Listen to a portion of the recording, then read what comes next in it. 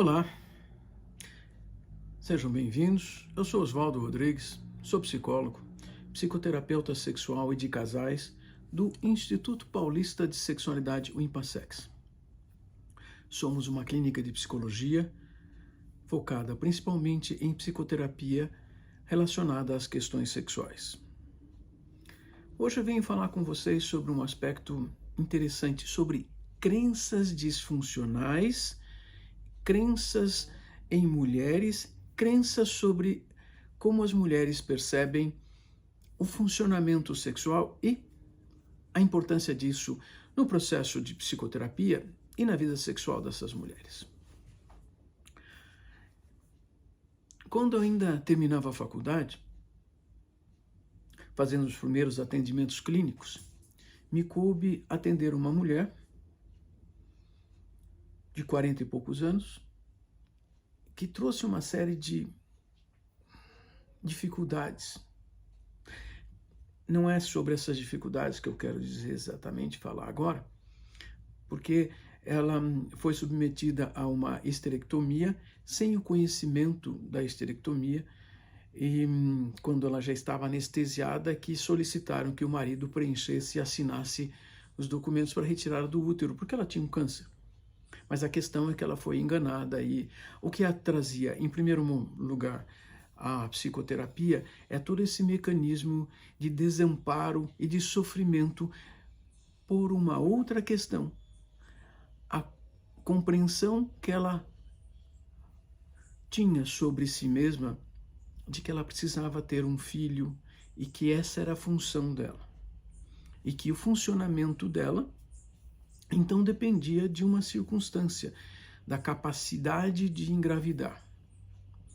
Pois é, ela me apresentou crenças sobre o funcionamento sexual dela. Em verdade, ela mostrava que o funcionamento sexual que tinha devia e dizia respeito apenas à reprodução. Aqui já temos uma discussão sobre crenças disfuncionais sobre a sexualidade. Veja, ela não discutia a sexualidade, ela discutia a reprodução. O que se sabe sobre o que nós entendemos, o que nós acreditamos a respeito da sexualidade e como isso afeta a sexualidade, os comportamentos sexuais? Isso é interessante. Muitos estudos têm sido feitos ao longo das últimas décadas, demonstrando uma associação bem específica e que agora se reproduz com uma nova pesquisa publicada por duas pesquisadoras portuguesas, a Manuela Peixoto e a Júlia Lopes, que fazem também parte desses grupos importantes de estudos de sexualidade. Existe uma associação mais direta sobre se essa mulher compreende que o funcionamento sexual dela, o corpo dela, esteja em descompasso com o que ela acredita, ela vai ter dificuldades com relação a desempenho sexual, vai ter disfunções sexuais. É interessante que, principalmente sobre como o corpo vai funcionar, ou seja, as nossas crenças também conduzem a compreensões e percepções do nosso corpo e conduz o nosso corpo a funcionar de uma maneira que pode não ser adequada. Isso conduz a um outro problema maior, a satisfação possível obtida nas situações sexuais. Então vejam que uma pessoa que tenha uma ideia, uma crença, uma compreensão sobre como o corpo dela funciona, se o corpo vai ser percebido que deveria funcionar de uma maneira, nós já temos um problema associado, o não funcionamento e a consequência, a não satisfação. Conto isso para vocês porque nós que trabalhamos com questões clínicas, trabalhamos atendendo pacientes, nós temos que compreender isso porque nós precisamos fazer uma avaliação, seja no primeiro momento, seja nas consultas na sequência, nós precisamos avaliar essas crenças, compreender Qual é a ideia que essa pessoa persegue, que dá ordens para o corpo dela não funcionar adequadamente e que vai ter como consequências, por exemplo, falta de satisfação. E saibam, não é só a falta ou menor satisfação com o relacionamento, com o contato sexual.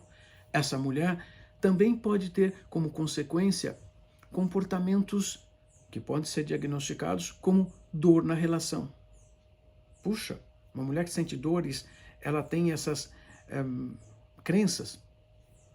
Boa pergunta. Deveríamos estar avaliando isto. Também essas crenças conduzem a uma interação sexual possivelmente inadequada, porque ela também vai conduzir o seu parceiro, a sua parceira, a ações que não vão ser facilitadoras da satisfação sexual que ela tenha e não vão conduzir a condições, o corpo dela a aprender, a desenvolver uma expressão de funcionamento de excitação física que conduza a bem-estar e a satisfação. Isso traz outras consequências ao longo do tempo. Diminuição de desejo, dificuldades com relação ao desejo. O desejo sexual vai sendo obliterado como uma forma de defesa desse organismo, através de esquiva, através de escapar de situações que trazem desconforto, ou pelo menos não satisfação. Mas eu estou já falando do desconforto, como essas coisas são complicadas. Vejam, então, cabe a nós, terapeutas, nós sexólogos, trabalharmos também, aprendermos, questionarmos, compreendermos como é que essa pessoa tem essa compreensão de mundo e a compreensão sobre o corpo dela, como o corpo funciona. Porque essas ideias precisam ser debatidas, precisam ser reconstruídas, precisam ser reorganizadas. Esta mulher também precisa aprender que suas crenças, suas ideias, dificultam seu funcionamento físico, seu funcionamento fisiológico, seu funcionamento sexual e a obtenção de prazer e satisfação. A partir disso, a partir de reconhecer essas crenças, ela precisa também aprender a comunicar que haviam crenças e ideias que conduziam para um determinado caminho e que novas crenças, novas ideias, que muitas vezes, sim, muitas vezes nós, terapeutas, somos quem pode oferecer a informação mais útil, adequada e correta. Lembro sempre para vocês que a busca de informações sobre sexualidade na internet tem sido uma das fontes de manutenção de problemas, de manutenção de crenças errôneas. Então, vamos pensar sobre como é que nós funcionamos e reconhecer, listar, escrever. Eu considero, eu acho que funciona assim, assim, assim, assado. Será que essas minhas ideias, essas minhas crenças, elas são funcionais ou elas me conduzem a problemas? Esse é um primeiro passo para, reconhecendo, permitir alguns avanços e consertarmos as nossas crenças. Não é tão fácil consertarmos as nossas crenças. E é por isso que nós, do Instituto Paulista de Sexualidade, nós terapeutas estamos disponíveis para ajudar a lidar com essas ideias que atrapalham. Porque tem outra coisa. Se o nosso corpo já vivenciou uma série de vezes aquele mecanismo, o nosso corpo aprendeu e agora independe do que pensamos. Precisamos estabelecer novos comportamentos, comportamentos adaptativos que conduzam ao que consideramos seja importante para um relacionamento sexual. Claro que cada um de nós tem minimamente a capacidade, o poder e as condições de determinar como é que os relacionamentos sexuais devem se dar.